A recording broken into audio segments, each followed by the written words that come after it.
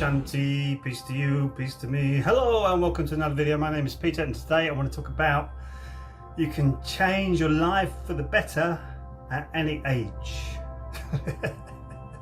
Any age, doesn't matter. You can always change your life for the better at any age. Look how we view aging. So much preconceptions rammed into us, conditioning. Rammed into us about aging. Look at the old ways that human beings used to live with generations, all living alongside each other quite happily.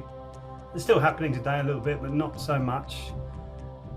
We don't really get what happens when we age, and it's really important that when you're growing up, you're getting all your information from your surroundings. So your parents obviously should be the closest ones to you. One of the reasons I feel that both parents have to go out to work and the child is left to whatever, looking after them like a nanny or whatever, they're not getting that energy from their parents anymore. So that's another thing, that's another way of looking at it.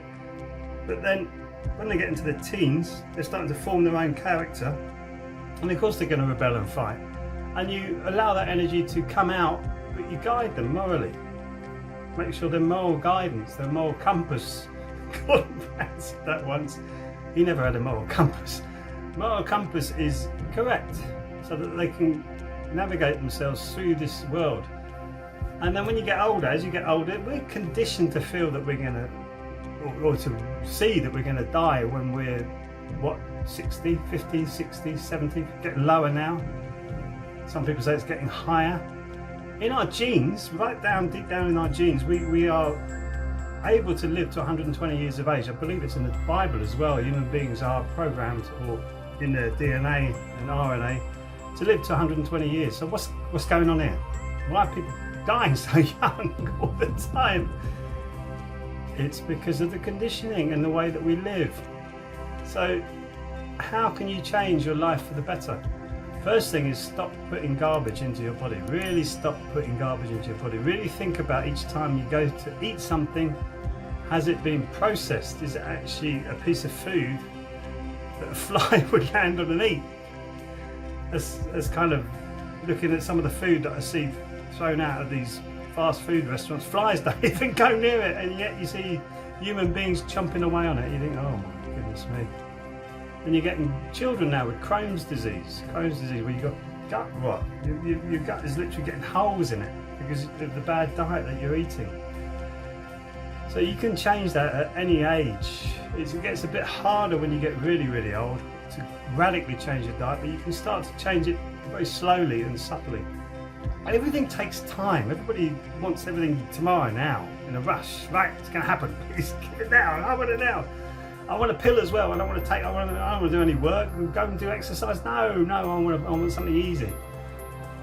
You have to work at yourself, because, as I say, 95% of your brain is conditioned from the age 0 to about 7 or 8, and not all of that conditioning for your subconscious is good stuff. So me personally, when I was younger, if I got stressed, I would reach straight away for a drink or something to smoke. Straight away. Oh my God. Now I don't. I breathe deeply and I'll get into that moment and say, well, what is actually really upsetting you? And that's changed my life completely. Completely. So my liver's very thankful to me. My liver's very thankful to me, but also my psyche as well is really grateful, because you think, okay, you're in the moment now. What's the problem? What is the problem right now? And how can I respond to this? My responsibility, my ability to respond. How can I do that?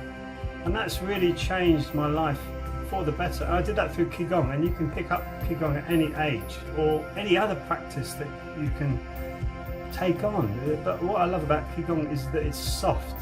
You can push yourself hard, and you can make your body work, of course, but it's soft, and it's actually learning to soften your body with your mind, and you'll find where your tension points are. So mine used to be the shoulders. You'd be walking around like this, like some sort of honey monster.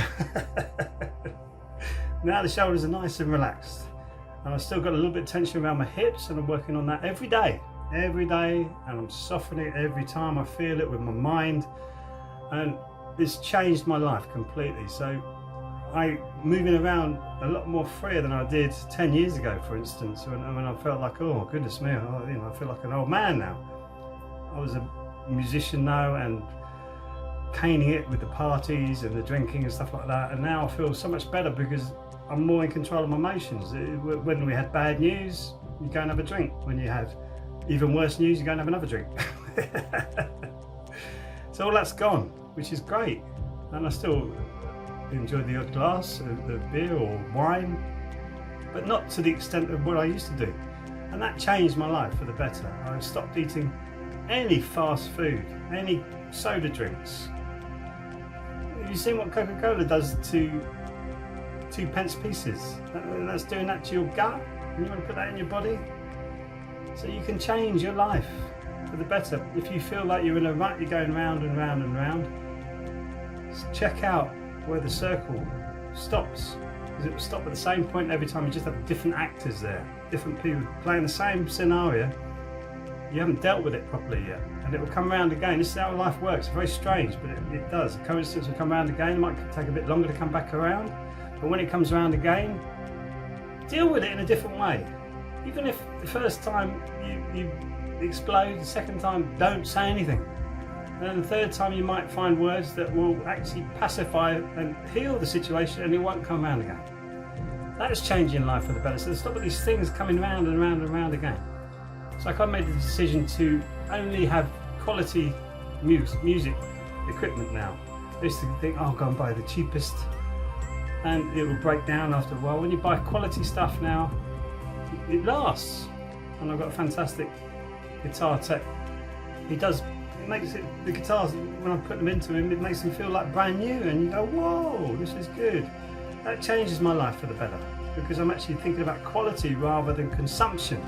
So when I need something, I will buy it, save up and buy something of quality, and therefore it would change my life for the better. All these things you can do to change your life for the better, and you can do it at any age. You have to make that choice.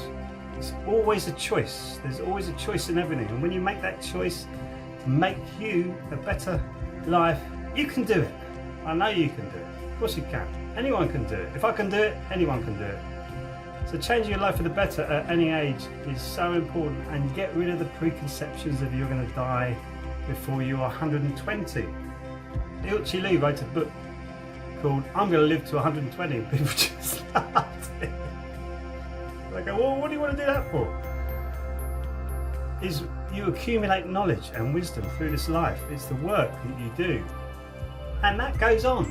That carries on. Where do you think children get their information from when they come out as a genius, a maths genius, a musical genius, an engineering genius? Where do you think all that comes from? That comes from energy that they've carried through into their incarnation, into this world.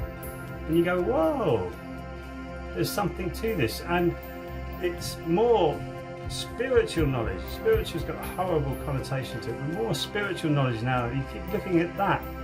You even look at the ancient aliens and the Bible and the Sumerian texts, and the books that were taken out of the Bible. It's fascinating to see things starting to, well, dots starting to match up. You go, oh, there's something to that, something to that.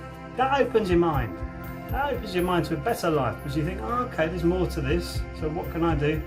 And you get revelations. You go, oh my goodness me, of course, this is it. And you think you've got it. And then another thing pops up. It's a continual layering, removing of the layer. Dr. Bach from the Bach flower. I think everybody's probably heard of Bach flower remedies. He called it unpeeling the onion. You keep unpeeling the onion. In the Tao, we call it polishing the diamond to get shiny diamond. Or I think Islam is polishing the mirror, or Christianity, waking up the Christ within, the Christos, the Christ within. So it's all about the same thing, waking you up into a better life. And when you start to do that, you'll move forward happily. It's hard. It's really hard at first, but don't let that deter you. Keep going with it, because you keep breaking down your preconceptions, and then you will move into a better place, a much better place. I did it with food. We took ages to become vegan, my wife and I, and it was really a big decision, and we did it, and I've never looked back since. The food that I cook now is phenomenal. You can look it up, Peaceful Eaters Club. Peaceful Eaters Club, Google it. You can come join us in our little circle of people trying to either become a flexitarian, vegetarian or vegan. You can look at the Peaceful Eaters Club and come along. Write to Jan and she'll put you on the mailing list, and you get once a month you get vegan ideas, and if you've got any ideas, chuck them in. We're open for business. Anyway, look at these things and create a better life for yourself. Let me know how you get on in the comments, and I'll see you in the next video. Sarang Hamida.